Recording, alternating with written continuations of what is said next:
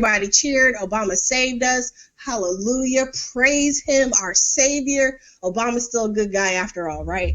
Granted, it was the heads of the departments that actually did something, but you know, when your employees do something good, you get all the credit. When your employees do something bad, you fire them. So the Dakota Access Pipeline, there's Hey, this is Kirk Herbstreit from ESPN's College Game Day, here to tell you that Coca-Cola and the convenience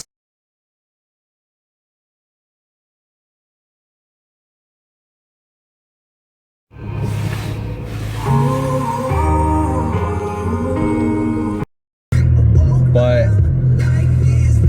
I'm not powwowing this weekend. I'm actually doing something different. I mean, we're gonna stop at tribes, but I'm not dancing. We're actually going to Standing Rock.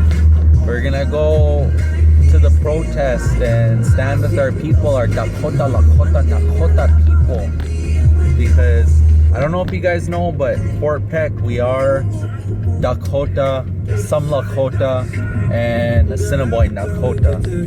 So those are our people down there. We're part of the Ocheti Shakoni, part of the 7 Council Fires, and I feel like it's my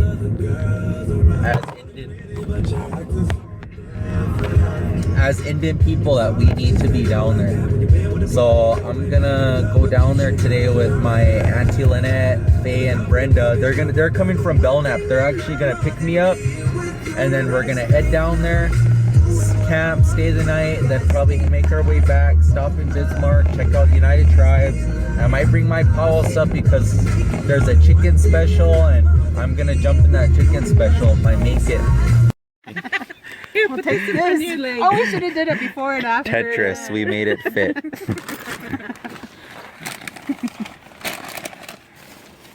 That is too crazy. We're gonna be packed to the max. The final result. A decided to throw that code in there. Fill the space. Alright. Can't squish the bread. No. Okay. Okay, this is Brenda. This is her mom, Faye. Hi. And my Auntie Lynette. Hi. Good night. And me.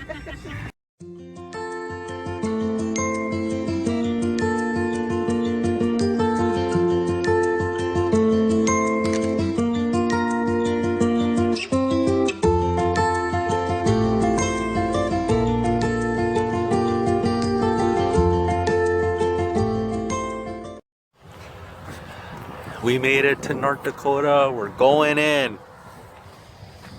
Brenda's got her Fort Belknap flag.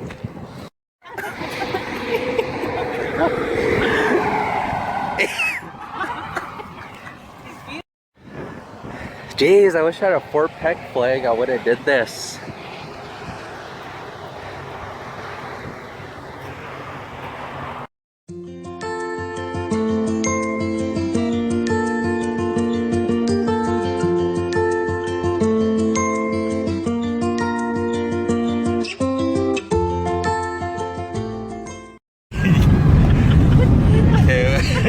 Quit doing that. We're gonna pull over because we need bread for the sandwiches. Oh, we're hungry. Everything else and no bread. We're going up exit 127. No dapple. You should have said no Tetris about that.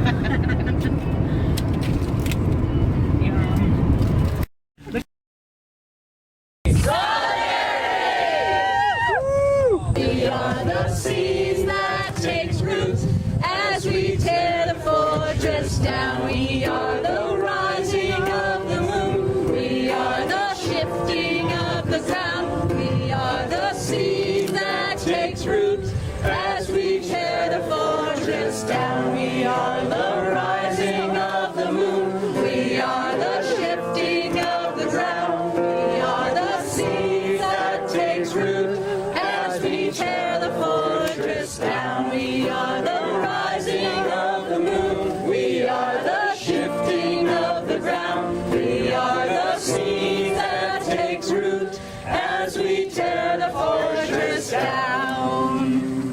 Do you want to make a comment for Bernie Blackout News? What does this mean to you?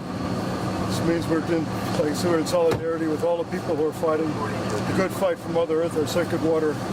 Stand together. So we are out here shutting down the Vermont gas pipeline construction that's being done by Michaels Corporation, a company out of Wisconsin. It's the same company that's built the southern leg of the Keystone, and it's the same company working in North Dakota. So it feels like a real strong solidarity with our friends in North Dakota, shutting it all down today. Right on the construction site. Ready to go? Flood the streets with justice. We are freedom bound.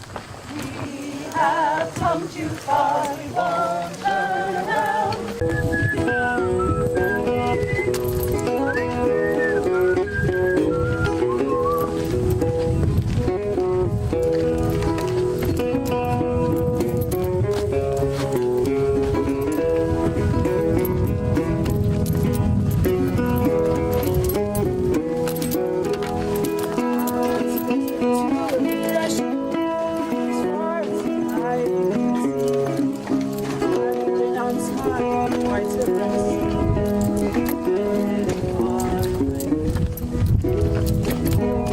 Our elected officials and the big company bosses agree to build a pipeline through our home. The expensive for hayseeds like me. The expensive for hayseeds like me. Expensive for hayseeds like me. To build a pipeline through our home. The expensive for hayseeds like me.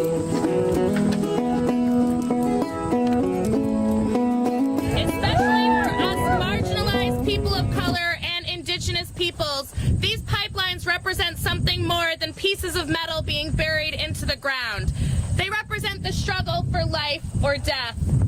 We stand in solidarity with those at Standing Rock, putting their bodies on the line, fighting for their future, which in the end is all connected, which in the end is our future. And it was the Michaels Corporation that moved their bulldozers, suddenly a jump of 15 miles in North Dakota into the Standing Rock area, and began bulldozing their sacred sites, which were actually over the fence from the reservation, because there was about to be an appeal to the court for an injunction to stop the construction. So the day before, they moved those bulldozers and they destroyed the sacred sites. They destroyed the evidence. And so at the same time, interestingly, the police or the National Guard were not there, and the Michaels Corporation also hired security guards with dogs who proceeded to attack the people who jumped the fence, understandably enraged by the destruction of the sacred sites that it was their duty to protect. Wow. So that they were set upon with dogs. 8 people were bitten, including 1 child, and many people were pepper sprayed in the face. Before the security company finally backed away, because the protesters were relentless, understandably so. This is their heritage. It's just being destroyed, and they're being treated like second-class citizens. You know, no security company would ever be set on people like at this demonstration today, would they? But they feel it's okay to set dogs and pepper spray Native Americans who are defending their cultural relics, things that are sacred and important to them. But apparently, those things mean nothing to the fossil fuel industry. I am so excited and energized that you've all come out to show solidarity for the Standing Rock protesters against the build-out of fossil fuel infrastructure. Yeah. As Benjamin Franklin is quoted as saying, "Justice will not be served until those who are unaffected are as outraged as those who are." Amen! The thing is, we're all affected by climate change. Our water is all the same water. Our air is all the same air. It's all the same planet we live on. If you are from around here, you know this has been a very dry summer. Some have even called it a drought. Our spring that has been providing water to our farm for about 100 years is running very low for the first time since we moved to our farm 20 years ago. I fear the Green Mountains could become the Brown Mountains if the result of climate change extends our dry periods into the kind of droughts that other parts of our country are experiencing. I cherish our water, I cherish our soil, and I cherish our clean air. But lately our water and air and soil have been assaulted by Vermont Gas and their crews building this fracked gas pipeline. But before this destruction could reach our land, it had to start somewhere else. And that was our first reason to fight this pipe. As we can't ignore the destruction that is happening here in Addison County, it's not okay for us to ignore the destruction that is going on at the other end of the pipeline. It's not okay to ignore what is happening in other parts of the world, where people and water and land and air is forsaken for the fossil fuel industry. Our research and experience has showed us that if we don't defend our land, water, and air, it too will be ruined by those who seek their fortunes by damaging all those resources. We have found that our government has been complicit with the utilities and has sacrificed what is not theirs to sacrifice. The authorities that ignore our pleas will not prevail. When our numbers rise up and say no, we will not let this happen. I ask you to stand firm, say no to the no more fossil fuel infrastructure, say no to this pipeline. With the Indigenous-led movement out west. And so now we're going to hear words from Carol Irons, who is an Abenaki elder.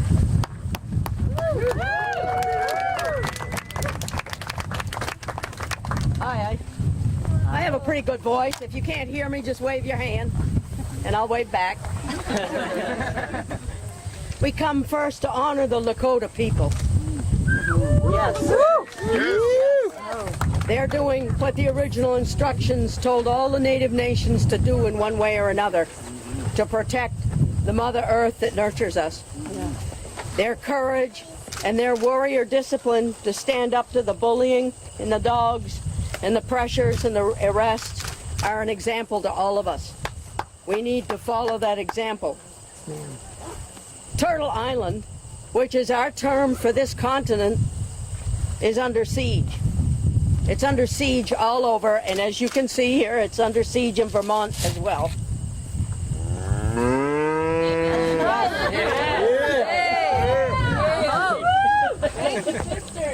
And you've spoken of Mother Earth, and we always understood that Mother Earth is a living being. This is a pulsing, living being.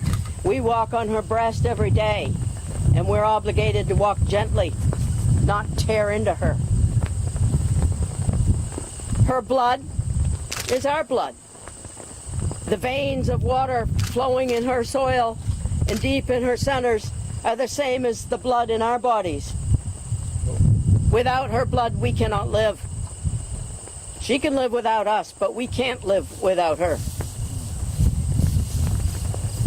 Her breath is our breath.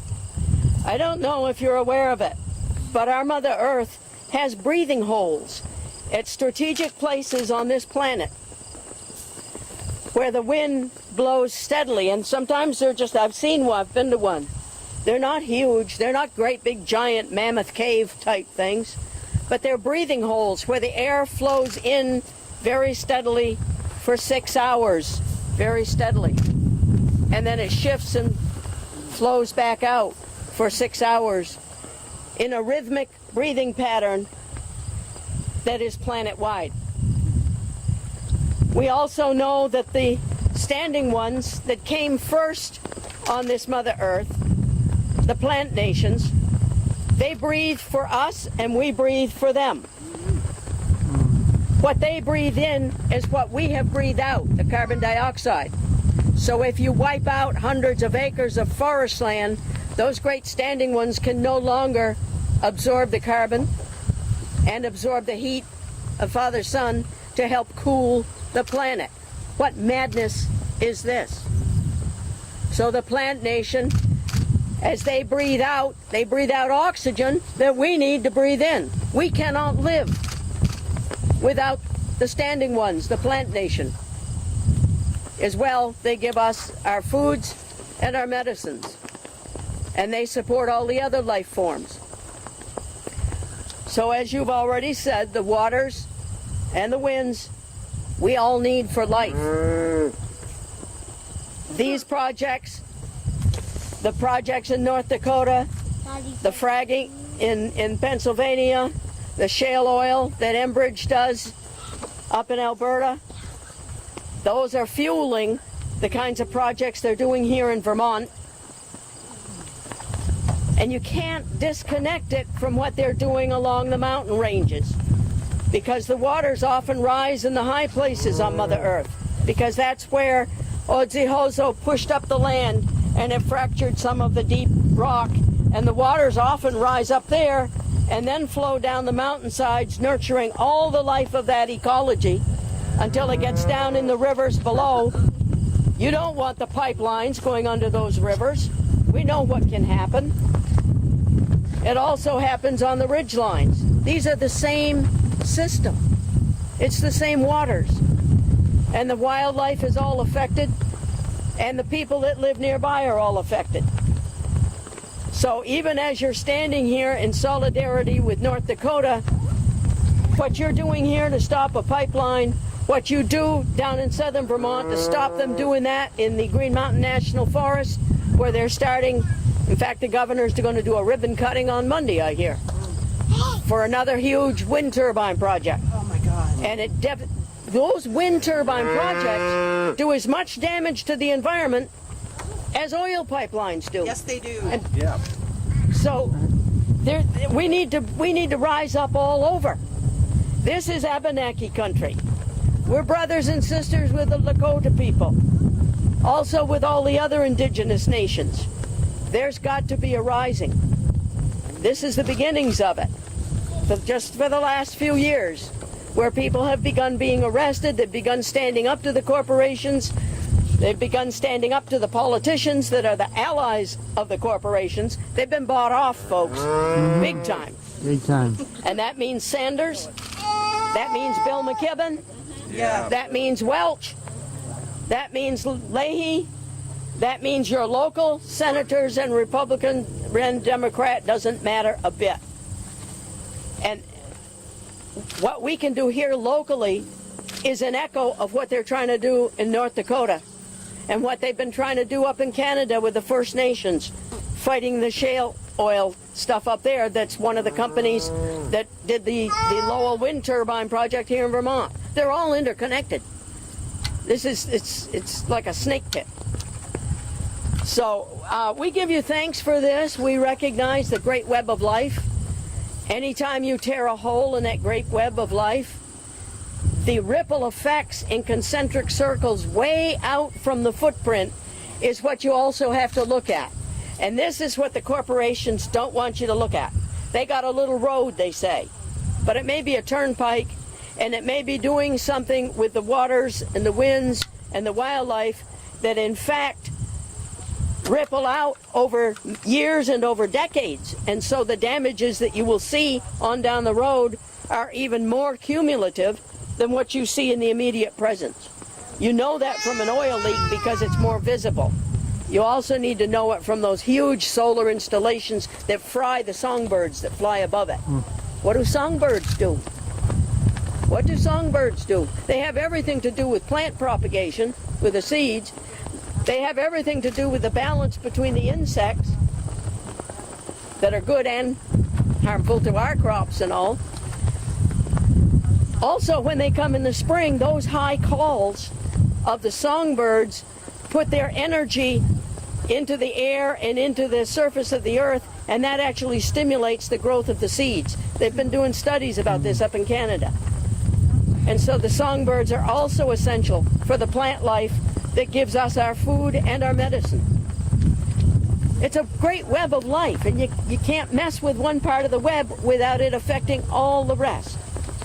I really appreciate so many of you showing up, and I hope you'll keep doing this all over, not only the state of Vermont, we've got New York State, we've got New Hampshire, we've got southern Quebec province. I can't go across the border now, but we need to stand with all the people and those who came after, but to whom our old perspective and our way of life speaks to their spirit, we appreciate all of you standing with us.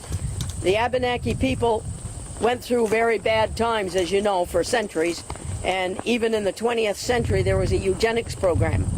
And so the only way our people could survive was to keep their heads down and not even take ownership of their own culture.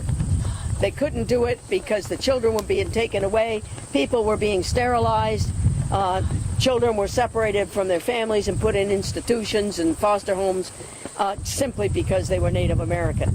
It also happened to people with disabilities. It happened to other non-Caucasian ethnic folks. And this was happening in the 1920s and 30s. So a lot of us, our parents and our grandparents, no longer passed on the teachings because it would have meant destroying their own family and their own children. So we are recovering that, and we are not as strong as what you folks are showing today, but we do appreciate it. We talk quietly among ourselves. Gradually, some of us are coming out and more willing to own our heritage. But if you're wondering why the Abenaki aren't as strongly here, it's because they had to survive by hiding in plain sight. And there are many people with Native heritage who either don't know it because it wasn't passed on, or still don't dare speak. I talked with my elderly aunt a couple decades ago and was trying to ask her some, and she didn't even really want to talk about it. She wouldn't talk about it. And she finally said, because I worked for an agency, that wasn't a good thing, I guess. And she looked at me and she said, first they find out all about you, then they come for you. Mm-hmm. And that long shadow of the eugenics, which she had lived through, and she had not had children, was the reason that she wouldn't even talk about what happened. And so we welcome those of you who come to stand in honor of the Standing Rock Lakota people, in honor of Abenaki country. Protecting the land here is an echo and a reaffirmation of their work to protect the land on the other side of Turtle Island, and we're all in it together. And the corporations, it's short term, it's greed and it's power, and we have to overthrow them. So we have to ask that everybody join in that revolt. Not everybody can be arrested all the time, I understand that, but we're going to be down Monday confronting Shumlin down there in this Green Mountain National Forest, because they're starting to take that over now for the same kind of destruction. So I thank you very much. You've honored our people by coming. We hope to honor you as well and join the fight bit by bit as our people come out from under those shadows. And we're all in this together. Kuleone. And the Sacred Stone Warrior Camp, the Red Warrior Camp, and all of their allies. There are over about 100 tribes that come together out there to save and protect their water from the pipeline that would be going across the Missouri and into Illinois. And they've, for many, as we know, many years, they've been beaten up and downtrodden, and now they're uniting like never before. And they've sent a message to the rest of us to unite with them, and they become the leaders, the pathfinders for us to follow. And the solidarity movement we have here is it's to unify with them. Their fight is out there, our fight is here, which is so important to us because we have our own water that we're trying to protect, and it is sacred. They're entering now the Otter Creek watershed right now, which is our lifeblood for everybody that lives on this side of the Green Mountain State. Without our watershed, we will not have any kind of quality of life. And this project here is only a transmission line to get into lucrative markets in southern New England. It's not going to benefit Vermont at all. All along this pipeline, it originated over 3,000 miles away in Alberta, and it's a venomous silver snake that has destroyed the lives of thousands of people along its route. And at the extraction zone up in Alberta, it's devastated that water. It's devastated the air, the soil. It leaks everywhere. It's under high pressure. I was told that it creates a static charge that they have to ground every so many feet. If it doesn't, if there's a crack in that pipeline, it'll explode. There's got to be a 300-foot incinerization zone that nobody can occupy. We want organic farming in Vermont, where wherever this travels through, you can't have organic farms. You're able to certify your land for that. And we need this. We need the Champlain Valley as our food supply, as food out west dwindles, and just in the wildlife and the waterfall. So anyway, that's what I have to say about that. I can keep going. He said it all. He did great. But no, I mean, I'm a mother of a 13 or almost 14-year-old boy, and it's really important for the as they say, 7 generations. Like, we need to protect our future, and this is not how we do it. My son and I drive up and down Plank Road quite often, and the first time we saw the wetland signs and the endangered species signs along the road, which were clearly along the length of the pipeline, we were like, what the hell is that? Like, how are they going to avoid that? The pipeline has to go straight, and the line is going straight along the side of this road, and there are these wetland signs. And as we saw when we were walking up here this morning, they bulldozed and laid pipe, and right on the other side of the trench were little wetland signs. So they're clearly not following any protocol to protect the wetlands.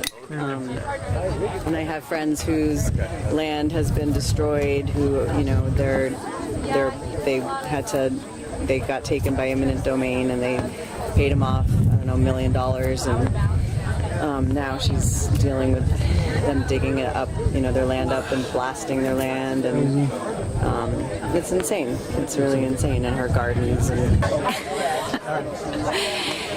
So, from the first time that Vermont Gas showed up in one of the towns, and the first Don said, if you don't want us here, we will not come. And from that point on, town after town has said, we don't want you.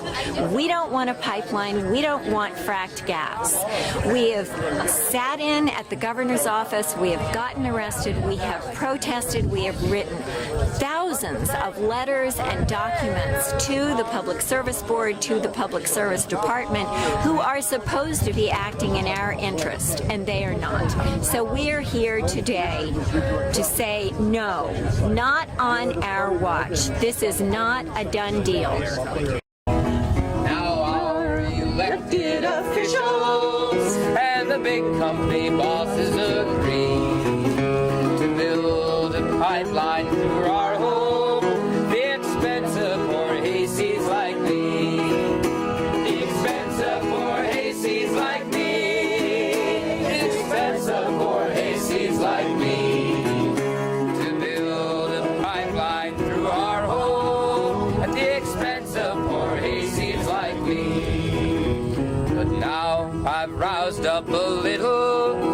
Their greed and corruption I see. The resistance that will bring us justice will be made up of hayseeds like me. Will be made up of hayseeds like me. Will be made up of hayseeds like me. The resistance that will bring us justice will be made up of hayseeds like me. They were trying to cut off their water supply to make them leave the island because they were occupying it. So they were trying everything they could to get them out of there. Same thing they're doing here. They're trying to make us flip. They're trying to put us as the bad people just because we're here for a reason for our people. So in the beginning, he talks about so much stuff that's relevant to what's going on right now. So I'm gonna share this with you guys. See, it's like the way it is right now with us, with the water situation, is because anything could happen, and it's like, what if they come in and try to take us off, and besides that, everybody should have water. I mean, God gave it to the land, and we have a right to it. He didn't give it to the United States government. We've got a bigger point than that. We're saying, we're talking about law. We're talking about respect as a people. Respecting a people as a people. We're talking about more than poverty.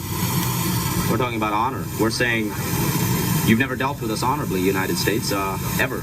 And it's time that you start doing so, because we're not going to allow it to continue. We can't. Problems for the Indian people are within the United States government. problems that we're having is the federal government is allowing the state government to break a treaty that was signed between the Indians and the Indian people and the federal government. And that treaty is a law. We're talking about things like this. We're talking about if we're free, we want the right to make our own decisions. We don't want the great white father image anymore looking down on us, making the decision for us. And we're concerned about people, the reservation people, the people on the reservations that are being forced to assimilate or die out. We're worried about things like our language and our culture. And we want this on our own terms. We don't want it, we don't want to be able to hang on to it because the federal government says we can keep this much and we can keep that much. It's part of us. We want it all. Right? Y'all feel that? Yo, rest in peace, John Trudell. We out here for our families, for our people. A lot of people may never understand that. Hey.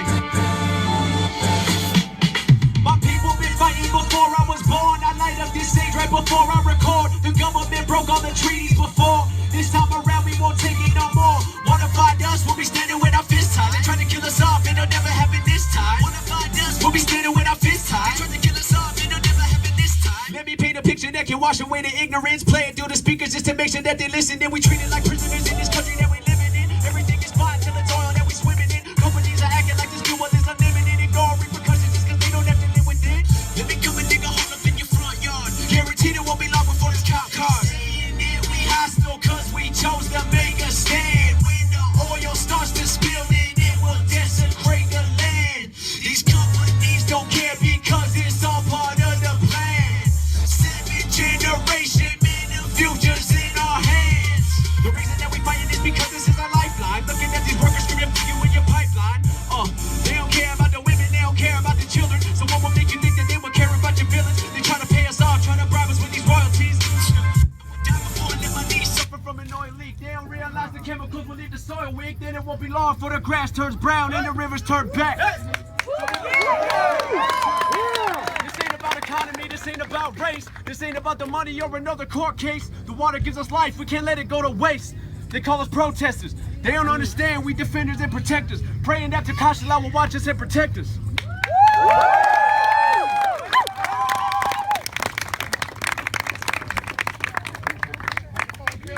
My name is Stuart James from the Spirit Lake Tribe, and I want to sing a prayer song real quick with everybody. One prayer song. So I ask everybody to stand up, take your hats off and whatnot. We are protectors, not protesters! This is for the water! This is for the land! We are Earth's army! We will not back down! Good afternoon, good morning, everyone. This is all for the day. Today is our home. I repeat, this is all for the day. Have a good day. Thanks, you too. You get a day off of pay now, that's cool. I'm here to show love to my brothers and sisters of Standing Rock and all the other relatives that came here to stand up to defend the sacred land and water. You know, allies are here in action, and look, there's pipes right here and they're digging right here, and they haven't stopped construction. So we gotta stand strong in our love for each other and the planet, and not let them put this black snake in the ground.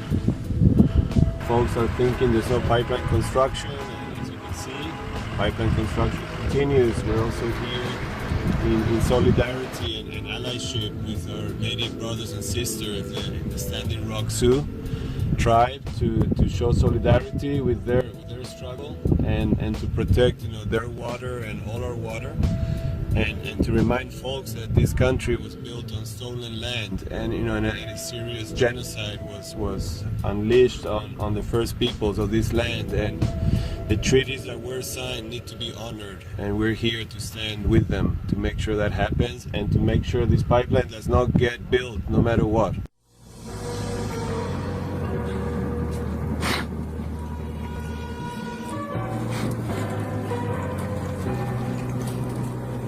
We do see an automatic weapon over here. Riot squad moving up. Riot squad is moving up on this side. Automatic weapons on the other side. Everybody's walking down with their hands up. Work has been stopped for over an hour. Helicopters are flying overhead. Police have shooters on the ledge. As you can see, they have automatic weapons. Sheriffs have automatic weapons on unarmed people. Woo!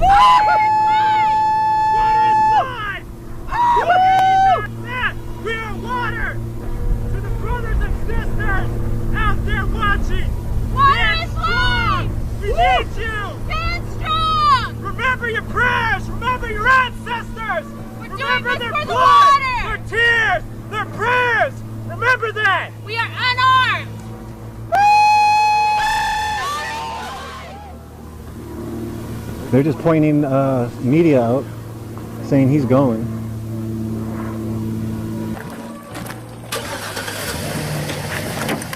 Press, sir. Press. This is my press pass right here. You're arrested, press.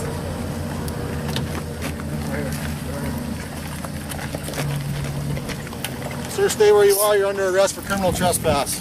I'm press, sir. I'm press.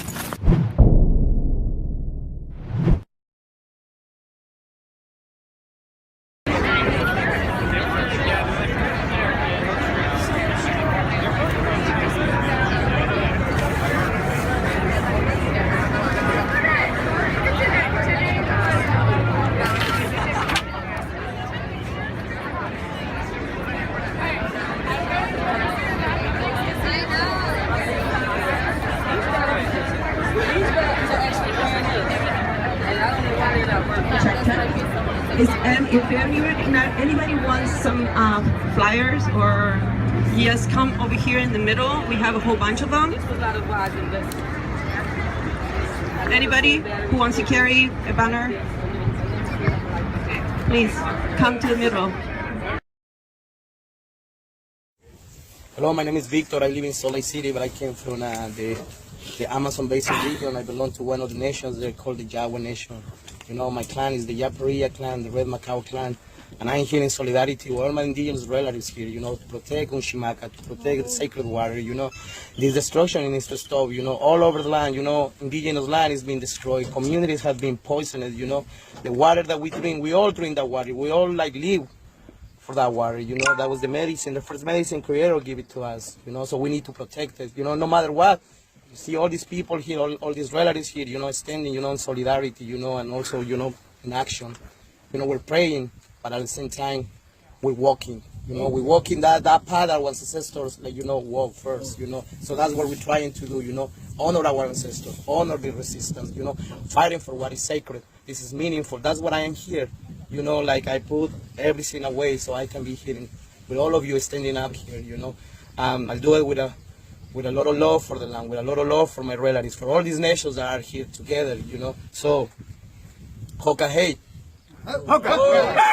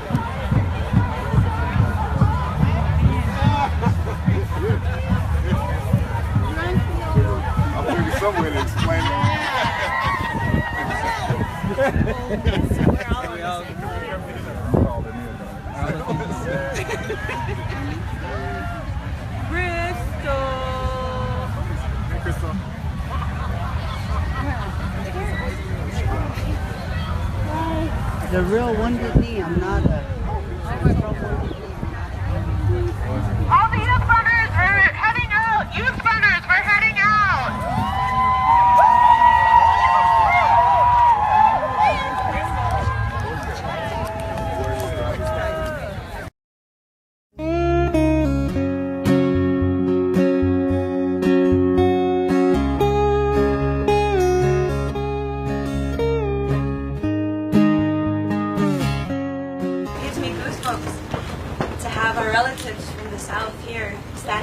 unity, but this time in friendship, to stop this black snake known as the Dakota Access Pipeline. Todos sabemos que el agua es vida y el petróleo significa muerte. And it's the indigenous peoples who are standing up with that spirit, that awakening of that spirit, saying it's time to protect what is precious to us. The world needs us right now. The world needs indigenous people. The statistics say that we are 4% of the world's population, but we are protecting more than 80% of the world's biodiversity, so at least we're doing something right.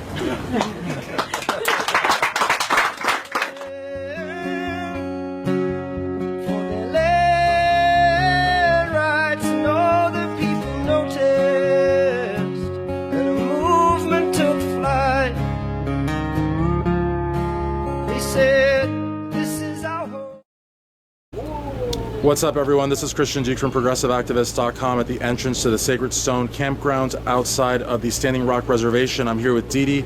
Dee Dee, how are you today? I'm good. Awesome. Now, you have a very, very unique story. You were born in Fargo, North Dakota, then you moved to Canada, and then you moved back. Talk to us about what it was like growing up in Canada and then coming back at the age of 13 to live on the reservation. Yeah, so I was born in Fargo in 1965. And moved to Canada in '68 at the age of 3.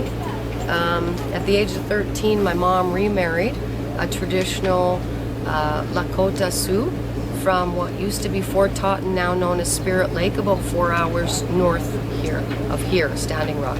So it's part of the Sioux Nation.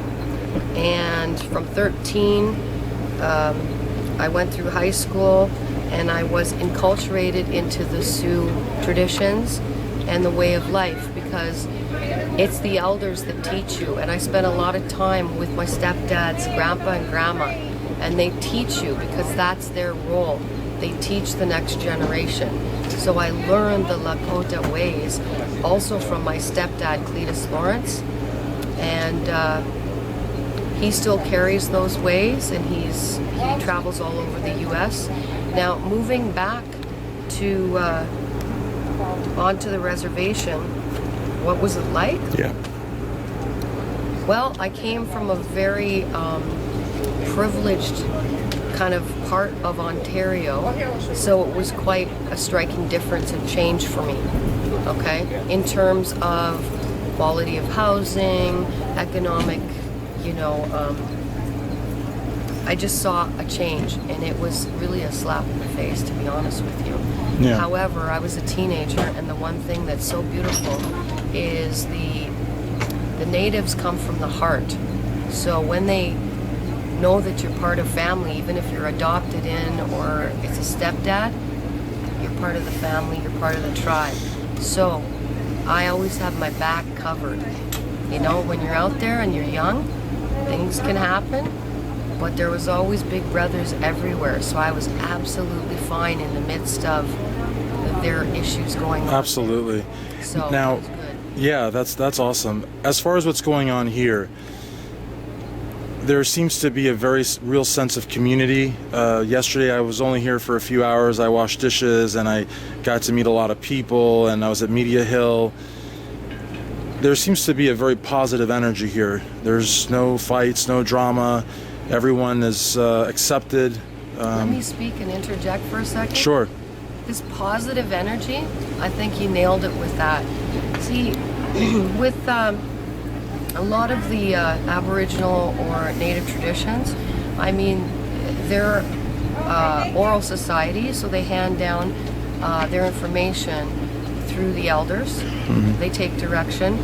So even though we're standing in 2016, what you're seeing here, you could have seen 125 years ago. It doesn't change because they come from the heart. And what they're trying to teach the young people here is this is what you do. Stop this. Sure. Go with this. Absolutely. And you will be okay.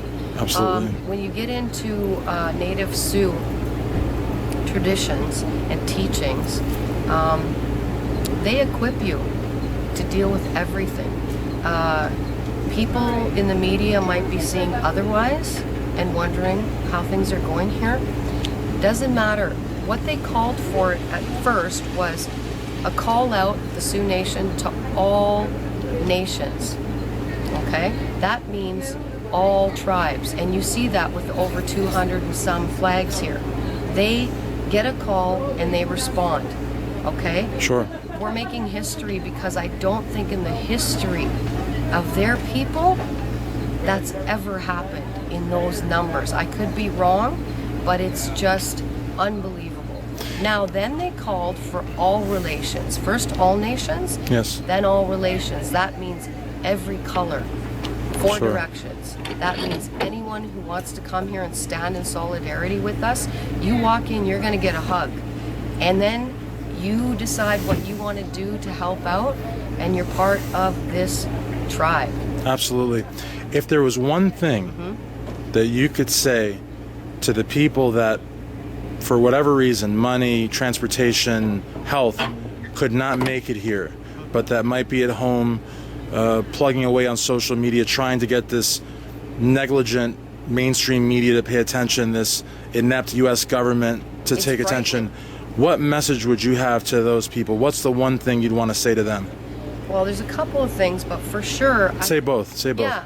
The first thing is people are tweeting and Facebook messaging me in the hundreds, and they're saying, what can we do to help in terms of donations? They feel what we feel. It doesn't matter where you are in the world. Remember this. One voice doesn't get anywhere. The collective moves mountains. Absolutely. And this is where we're digging in. The people around the world, social media is saving us. What you're doing is keeping us safe. So what I would like everyone to know is if you're not really into the social media thing, learn Twitter, learn Facebook, get on it, repost and retweet from Standing Rock, because we will tell you we're here.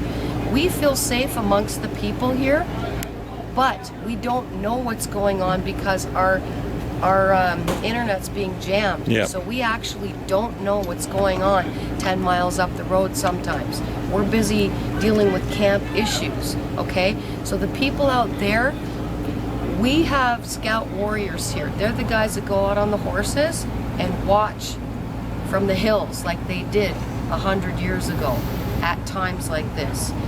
The people out there can be the real-time news or live warriors. Absolutely. You people can keep us safe by keeping it alive and making it go viral. So all your friends, please ask them when you post it, because we want people to hear our voice, and they're trying a lot of things to stop it. And that's probably what scares me the most. Okay. Well, I really appreciate you taking the time. We are here just steps outside of the Standing Rock Reservation. There's a sacred camp. There's the Red Warrior camp. There's nations all around the country, countries all over the world, states all over, everywhere. And like you said, all races, all ethnicities, all religions are here in support of protecting water, because that's what we're doing here. This is not a protest. We're protecting water, right? Absolutely. Absolutely. Because Mother Earth is crying. This was a prophecy from the Sioux Nation called the 7th generation. The oral prophecy was, in the 7th generation, you will be called upon because Mother Earth is crying. She's hurting. You have to stand up, and you have to call all relations, and you have to dig in and stop it. Absolutely. Thank you so much for taking the time. You're welcome. At CC's, flavor-loaded pizzas don't have to come at a loaded price. But you already knew that. Meat Eater and Supreme. Guaranteed, or we'll make them immediately. Just $5 and change. CC's. How's it going, everyone? This is Christian Duke from ProgressiveActivist.com. We are about 5 miles outside of the Standing Rock Reservation. We are joined here at the Water Protectors Camp with BJ and Wilma. How are you guys doing today? Really good. Real fine. Awesome. There's something really powerful going on here.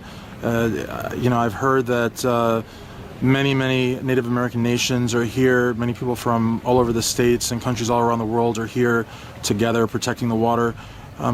What do you see here? What does this mean to you? It's a great feeling to see all the people there finally waking up to what the governments are doing to the water, and this is this is water of life. That's what we have. We call it Mene Lichoni. You know, everybody needs this water of life. And I don't understand why it seems like it's not important for other people. You know, they're just letting it go. I'm going to say the white people. No, it's fine. But that's the United States government for you. Like I said, our way, we've been stepped on so many times. You know, finally something's coming together which is really feels great. Like my father said, well, now they're going to come together and then they'll listen to something so important to all people, not just the native people, all people on this earth here.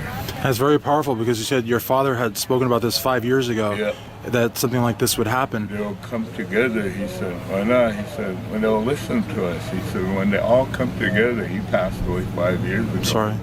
And he said, this is where people are going to come. He said, then they'll listen to us, he said.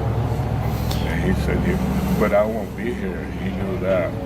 And when I seen all these people coming in, I remember my dad saying that. When they're here, I said, I remember, and I said a little prayer. Oh, they heard that. You know, this is what he said. They all come together to help get this issue going on the water. It's simple. Why? Why would they want to pollute something? Sure. Something that, if it's polluted, may not ever be the same again. Like you said, there's a lot of stuff under that water, you know. Stuff scientists don't even know about. Once that's all gone, it's going to go down the line and kill little things as it goes up. And it seems like, Wilma, it seems like with the Native Americans, something that I really, really respect is that your culture is very, very concerned about the future generations and the planet that you're going to leave to them, whereas a lot of corporations just see the short and they just see money and they just see profits and they could care less if their grandchildren are drinking oil. It seems like this is a very important aspect of Native American culture, yes? Yes, it is. In fact, as a former realty specialist with the Bureau of Indian Affairs, I'm very well aware of the right-of-ways. As you are aware, this is the Aboriginal hunting and fishing grounds per treaties that the Lakota people have had. Consequently, where, excuse me, at this time we need to defend our rights by those treaties as well as the other laws, federal laws that have been passed on behalf of Native Americans throughout the United States. One in particular would be the Preservation Act, which will preserve all the historical sites. Consequently, we're standing on those specific sites here now. As BJ mentioned earlier, this is a significant area because basically this is where the Mandan as well as the Lakota people here have held their sacred sun dances. Absolutely. As well as other historical sites here. This is where a lot of it started from, right? This same area, all the tribes from south, they gathered at this area here to talk about things that were coming up on how to do things right. So a lot of this area here, a lot of our people wanted to stay here because of this place. It was peaceful. All tribes came here to straighten things out. And this is where they went and followed Custer from here at this point. And we used to have a big tree down there, cottonwood tree. There was 7 guys who could stand there, hold hands around that cottonwood tree. This has been there a long time. They can communicate by holding their hands. So this is one of the sacredest places here that they used to gather. Now it's all people, all, you know, absolutely people have come here if to I do this thing. Absolutely. If I could ask you also, I've studied a little bit about the American Indian movement and how that came about in Pine Ridge, and how some tribal governments were in the 1960s and 70s. And one of the things that I thought was very powerful about what's going on here in Standing Rock is that the tribal government is on the same page as the water protectors. What does that mean to you as activists protecting the water? It means such a great deal because a lot of our traditional ways have been taken away by again, the white people. And the things that we do that means so much to us is water. We sundance. We're out there 4 days, no water, no food. So we respect these very much. As growing up, we respect that water. Absolutely. And my grandfather told me this when I was 5 or 6, I remember, because it really got to me. He said, Ben, my nickname BJ, he said, when you get my age, he said, he said, when you get my age, you're going to have to buy water, and that's what really stuck to me. Buy water, I couldn't even think of it. Yeah. So now, as this came around, we're buying water. He said, well, she's just there, they're sneaky. He said, they're going to do stuff to Mother Earth, and this is the way they're going to push it in slow, because what they're doing to the water. Absolutely. This is how that bottled water came in. Sure, Nestle and all that stuff. Yeah, it's crazy. Knew what was coming and what they were doing. Yeah, it's really, I mean, it's very strange. When I was a little kid, I don't remember buying water was unusual. They had the gallons maybe at the most, but yeah, like people just drank out of the tap, or, now it's like, yeah, it's crazy. And you look at no, and some governments are complicit. You look at Flint, Michigan; those people can never drink their water again. So this is what they knew a long time before this even come here. Yeah. You sit there and think about it. My grandfather told me that, and it's here now. And my dad said, but this to is answer coming. your question in regards to the chairman of the Standing Rock Sioux tribe, we're getting our traditional ways back again with the government. Where he's standing with us on this particular issue, because it affects each and every one of us, not only the Lakota people here, but tribes, all 500 plus tribes throughout the United States. We all have water on our lands, or used to have water on our lands, but it's being siphoned off by the non-Indian population, and it's for their betterment and not for the betterment of the Indian tribes. So in this particular instance, when you have the chairman of the Lakota Sioux tribe, the Hunkpapa people here, it's really an honor to have the chairman be involved with all governments, and to have all tribes that are affected by this decision that was rendered by the court system here to take away this precious water. There's 8 districts here at Standing Rock. All 8 of them, this water is used. It's filtered and pumped throughout the 8 districts. Absolutely. Now, I know that earlier they were going to have this particular pipeline built 13 miles above Bismarck. Bismarck and Mandan. But all of a sudden they said they don't want it up there. So again, it's kind of like being prejudiced, how we say it. They put it down by the reservation. Because we're expendable. Unreal. And the people upriver. And it's been like that treaty after treaty. Yet we still stand up and try to do the right thing, even though we get stepped on. And that actually takes me to my final question, and that we talked about before as well, is that there was somewhat of a celebratory mood around the country. This district court did not allow the injunction, but then these 3 federal agencies, including the Army Corps of Engineers and the Department of the Interior, put out a temporary injunction for the work to stop.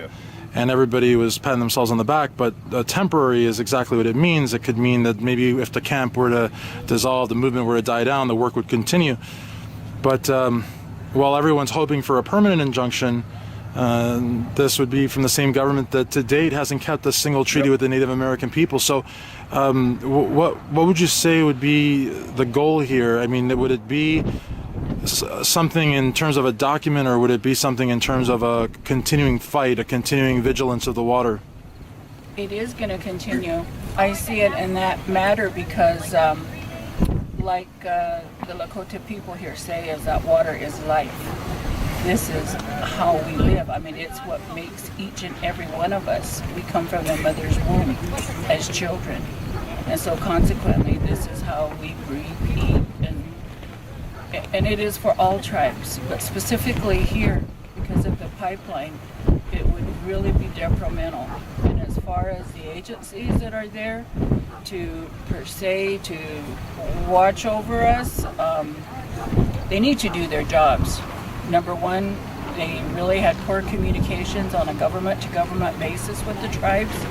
And being a treaty tribe, they need to deal with us on a on a government-to-government basis. Another thing is because the United States, like we have land, but yet they treat us like little kids. You know, they'll say, "Oh, we'll sign this lease 50 years," but you know, we didn't say no. We don't want that for 50 years. The government's doing that for us on our own land. They don't even treat us like human beings. They treat us like we're little kids. We don't know anything, and it's been like that for as far as I can remember. The government's been stepping on it. They treat us like we're nothing. And you know, over the years, all the treaties as well as the promises that has been made to the Lakota people here, they haven't followed through on it. Just like when they went and created the Oahe Dam here now. People this who, is the water there. They said we'll dam it up. And then, all these trees, there used to be a lot of trees. This, you know, unreal. It's pretty. We're going to make a dam up here. And you don't have to worry, because a lot of our people lived along the river. We'll build them homes. You won't, all the reservation won't have to worry about electricity. You'll have free electricity. That never come about. Very few people got home. And a lot of our land, I have land down there, yeah. You know, it's underwater. And they weren't compensated for No. it. So the they Army treat Corps us of like little Engineers, kids. Yeah. as well as the Bureau of Indian Affairs, where did that money go? Who was compensated? Because it Like certainly these big wasn't power my lines husband's people. going to here, you know, and going to our sacred grounds, yeah. They're not supposed to be digging up things, but they're doing it anyway. This is why we have sacred places. A lot of them, my father and my uncle, a lot of them said don't show them to them because they're going to destroy that. This is why they kept it. Now they brought it out to show them. And what they do, as soon as they showed them, they came like 12, 11 miles from Highway 6 over here just to push that sacred ground up right there. Yeah. You know, how would they like it if we all went to Bismarck, Mandan, and get bulldozers and bulldoze through their cemetery? You know, or put a pipeline under the governor's house. How would he like it? It's absolutely outrageous because, you know, unfortunately, you know, many of us are aware of the injustices against the Native Americans through textbooks, and we think that it happened 200 years ago, 100 years ago, 30 years ago, and it seems to be happening right now. Yep. And people need to know about this, especially on social media, because here we are at Media Hill, and there's no CNN, there's no MSNBC, there's no ABC, there's no mainstream media. And because I think what you're saying speaks so much truth that the corporate powers that be, the governments, they don't want the mainstream people, the people to know this. Oh yeah, so, they really keep it down. Like they have the money to shut the media down. Another thing is they don't show the truth and what's really happening. They'll show the negative stuff on the Native people. But how it started, they're the ones that did it. Like those dogs, that incident. Mm-hmm. They didn't show the truth on that. No. Dogs being sick on a lady, getting torn up and bitten. But they showed the positive side on them, you know. Yeah. We didn't do it. And they don't show the checkpoint about 5 miles, 10 miles down the road, the National Guard and the concrete blocks, and it looks like you're in the Middle East almost, yeah. Right, and then the other last thing I wanted to mention about the Bureau of Indian Affairs is that they're here to protect the trust responsibility of all Native Americans. And by that I mean that through the right-of-ways, our Indian people have not received just compensation, again, for these power lines that you see, the big gray power lines that are going across Yeah, I see them. the reservations. In the 2010 Code of 25 Code of Federal Regulations, it has very small print in there what the requirements are for these corporations to go through, and the Bureau of Indian Affairs has been approving them for a 50-year period without just compensation to their original landowners. Consequently, today what you have are leases that have expired on this reservation that are null and void, but the Bureau still refuses to issue trespasses against those individuals and provide just compensation to the landowners, whether it be the tribe or the individual landowners. Let me ask you a question, because I'm not familiar with this, and I would love to be educated by you if you'll entertain it.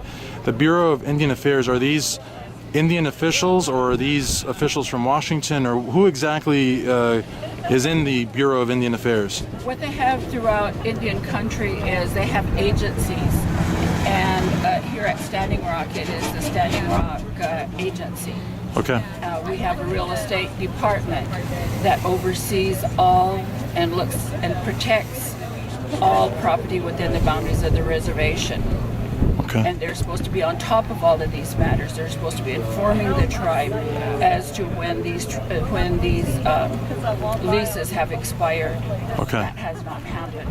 So consequently, this is a fine example of them failing to do their job, failing to notify the tribe of what has taken place. Like all these big power lines, there's millions of dollars going through there. You know, those other places, they get paid for it, but we don't.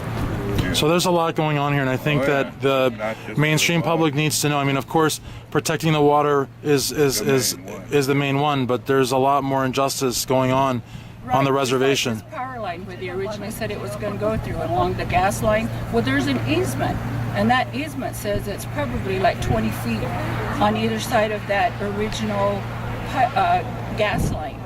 Well, consequently, they have overstepped their boundaries and they've gone outside that jurisdiction. So who is monitoring all of this? And like I said, this is off the reservation, yes, but this is their original treaty ground. Treaty grounds. Absolutely. And this is where we're supposed to be hunting: Montana, Wyoming. All the way up to Canadian border, down to Kansas, and up to the West But now Yellowstone. we can't. They put us on a little reservation. You know, where's our treaty rights? Again, you know, we have to provide, but we can't do that. But yet we listen again. We can't fight the government. They never listen to us. And that's just like our doctors up here. When they're fresh out, they're going to school, they got a government loan, right? So when they get out of school, where do they send them? Most of them, they send them to a reservation to practice on it. And I heard this from Bismarck when I got sick. He said, this is what's happening to your people. They're out of school to pay the government back, so they send them to your reservation, which they really don't know much yet, but they're practicing on you. I hate to say that. He said, this is what's happening. And the teachers, too. They don't teach them, you know, what they should, you know, just because they want to pay the government back. So we're the guinea pigs again. And a lot of those issues like that are hurting our people. This is why you see a lot of them on the reservation. There's so much prejudice. It's unreal. So to sum it up, what I'm going to say about those three organizations, the Corps, the Interior, as well as the Justice Department, have really broken their obligation to Native Americans throughout the United States. The Bureau of Indian Affairs especially. Every tribe is suffering, not just ours.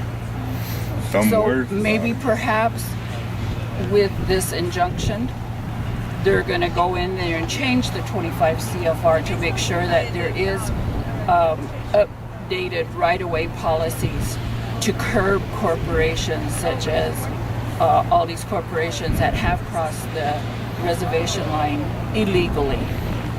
I really hope, you know, I'm an optimist and idealist, and I really hope that, you know, protecting the water opens the eyes of, you know, the American public to how sacred water is, but also to the other injustices that you've listed here, and realize that life on the reservation, unfortunately, it's no cakewalk, and there's a lot of work that needs to be done to, you know, begin the process of doing right by the Native Americans. So we had a guy from worked up in Alaska. He comes on that pipeline. He was talking. He said, with all the technology they have, he said they can put it on it, but it's going to break. Anything that's man-made is going to break. Oh, sure. If you put this under the river, he said, what if it cracks? It's still going to be pumping.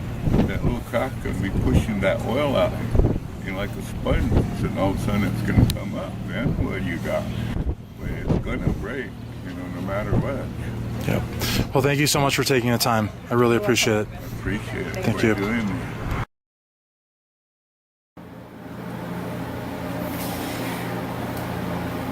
I wanted to make a quick video. All of this video probably won't be quick.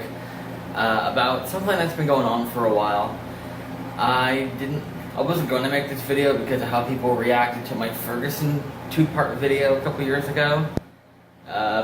But something just happened. I'm like, okay, I'm going to make this video.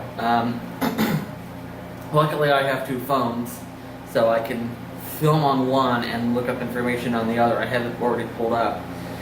Oh no. Oh no. I'm so used to the S7, I forgot how to work the S4. I think, yeah, here we go. Okay. The Respect Our Water movement, it's Standing Rock Indian Reservation. Most people probably haven't heard of this because literally the only place I've heard of it was one of my friends has been sharing posts about what's going on. But I don't see anyone else talking about it. There's a Wikipedia on it, and I can actually, that's the,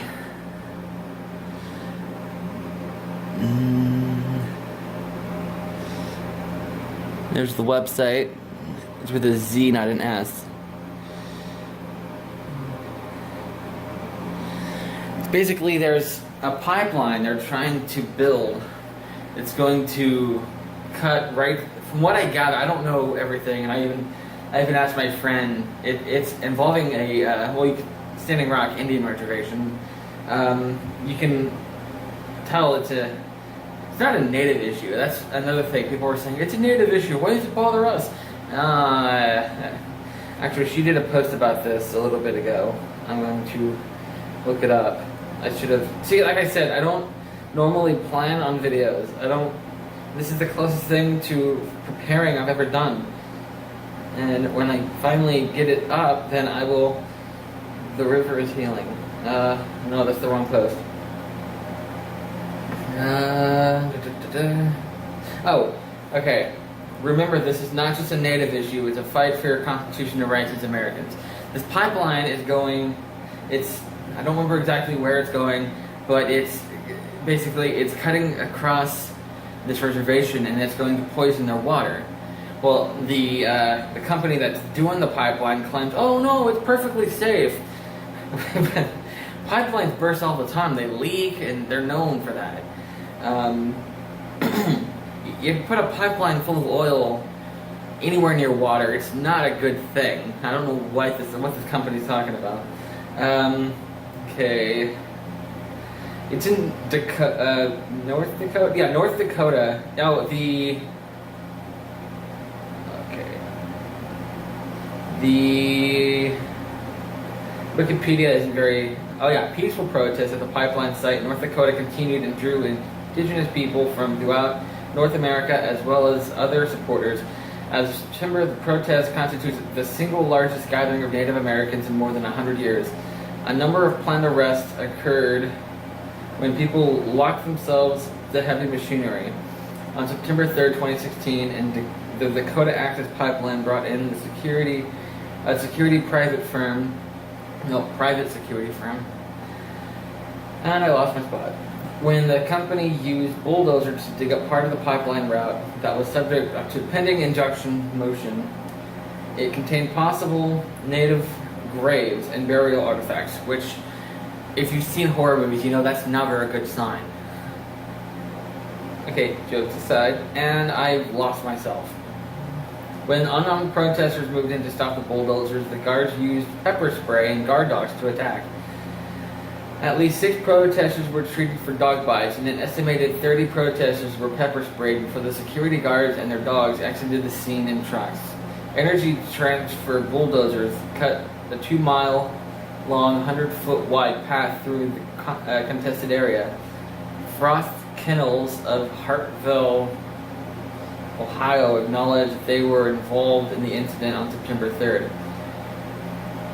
I'm trying to see. On September 7th, the North Dakota judge issued a warrant for the arrest of Green Party presidential candidate Jill Stein, and her running mate, can't pronounce, not going to try. don't want to completely leave them out. The blue line right there in the middle. In Morton County, with misdemeanor counts of criminal trespass and criminal mischief, stained, sprayed, painted, I approve this message, and Baraka wrote the word decolonization on the bulldozer. And I said at the beginning of this video that I wasn't going to make this video because of Ferguson and how people reacted, and people were like, oh, I'm not even going to get to that. But what eventually convinced me to make this video is people's ignorance strike again. And try to show this post without showing, update your Facebook app. Yeah, as I said, I haven't really been on this for a while. I'm going to hide the person's name at the top. This is why it's important to stop sharing this guy's post about Standing Rock. The idiot that created it is just laughing about the cause. Turns out he is just an ignorant person trying to hinder the movement. Share this post instead to show his ignorant rants against people who are fighting for your rights. This is that post I was reading from. Okay, let's see if... Okay, nothing private on here. This guy shared this picture and said this is why the media won't show the protests on the pipelines. Hashtag stay aware. And I shared it, my friend shared it, her friend shared it, a couple of my friends shared it. But if you read the comments, he admits it's a joke. He didn't, yeah. So, yeah. That's what convinced me to make this video, because things like this have been going on. Actually, hang on. I'm going to share the guy's name again and open the picture. And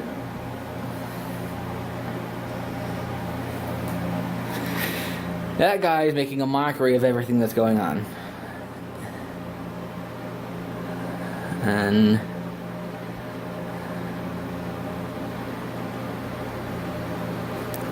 share his name so people can report him. I reported him because it's trolling. It's what it is. And it's not right. And so, yeah, I'm going to show that website again. Okay. Like I said, actually I'm going to go to the website. I forgot what my default browser is. This wanted me to choose one. That one? I don't use this phone anymore. Swipe. Update. Okay, I don't want to update. Go away. Okay, it's loading.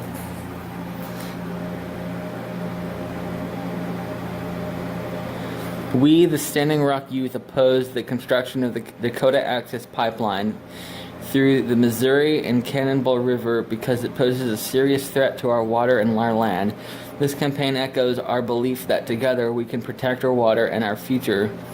This screen is cracked.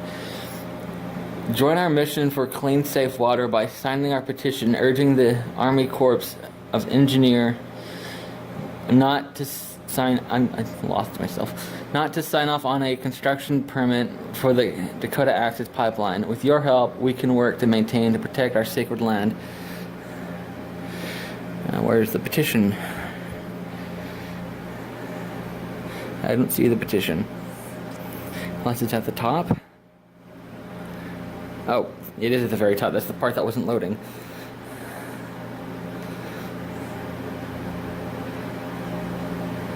And I think I already said it once.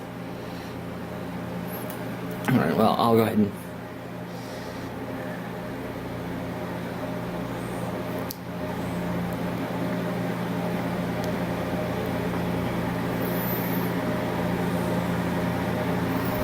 It's a lot of supporters. I think they need more, though.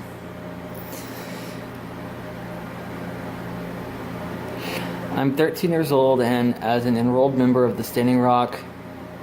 the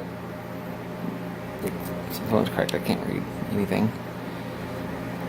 It's basically the same thing. Standing Rock tribe. Oh wait. I don't want to try to pronounce it. And then, get it wrong and everyone get mad at me.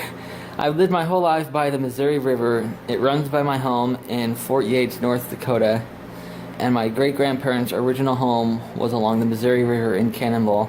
The river is a crucial part of our lives here in the Standing Rock Reservation. That did not just happen. But now a private oil company wants to build a pipeline that would cross the Missouri River less than a mile away from the Standing Rock Reservation, and if we don't stop it, it will poison our river and threaten the health of my community when it leaks. When it leaks. It's going to leak because it's a pipeline. That's what it does. Eventually, those things are not perfect. My friends and I have played in the river since we were little. My great-grandparents raised chickens and horses along it. When the pipeline leaks, it will wipe out plants and animals, ruin our drinking water, and poison the center of community life, or the Standing Rock. That word again. I don't want to pronounce it. In Dakota, Lakota, we say water is life. Yeah. Native American people know that water is the first medicine, not just for us, but for all human beings living on this earth. The proposed Dakota Access Pipeline would transport 570,000 barrels of crude oil per day across 4 states. Oil companies keep telling us that this is perfectly safe, but we have learned that that's a lie. From 2012 to 2013 alone, there were 300 oil pipeline breaks in the state of North Dakota. With such a high chance that this pipeline will leak, I can only guess that the oil industry keeps pushing for it because they don't care about our health and safety. It's like they think our lives are more expendable than others. So we, the Standing Rock youth, are taking a stand to be the voice of our community, for our great-grandparents and for Mother Earth. Join us and sign to ask the Army Corps of Engineers to stop the construction of the Dakota Access Pipeline.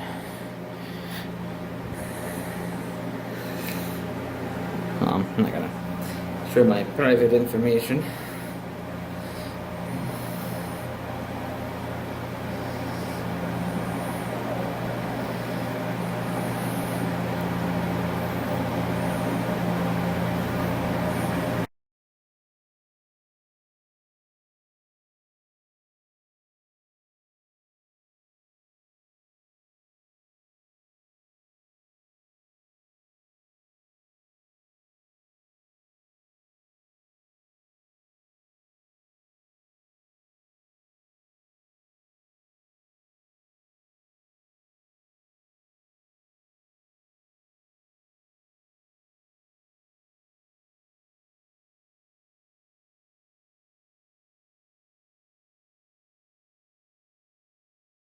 Prayers, and each of us feel it. We have find comfort and we find safety, and we know that you stand for what is good in this world, and we know that you stand for Jesus Christ. We know you stand for the Constitution of the United States, and we know that our sovereignty as people is very important to our Heavenly Father. I want to tell you that your prayers are very much felt and heard, and I pray for you each day that those prayers that you send to our Heavenly Father returns back to you, and I hope that's happening. I appreciate your efforts of travel and your expenses and all that you sacrifice for freedom. Freedom, liberty, for God we stand. I want to tell you that it's time for us to vote. Let me make this statement to the world. Freedom is not free. It is time to vote. Most important is your county government and your county sheriff. Vote for those that will uphold the United States Constitution only. It is time to sound your trumpets. Remember, it is time to sound your trumpets. Register your family and friends and vote. I want to make sure that's important because it's time for us to vote. And, this might be one of the ways the Lord helps us in this freedom battle. So let's get that job done. I I want to tell you that we are okay in these prisons. We're willing and happy to sacrifice for your freedoms and your liberty for our children, and whatever it takes. Let's get the job done. Let's don't drop behind. When we drop behind, we have no promise.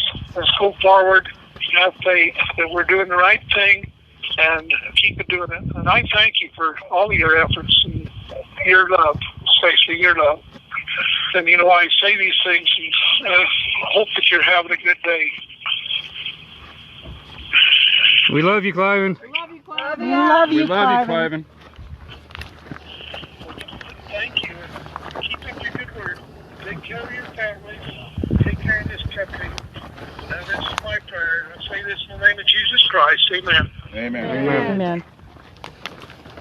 Get good, honey. Well, there you have it. Got Cliven Bundy on the phone this time. So stay tuned. Maybe we'll get somebody else.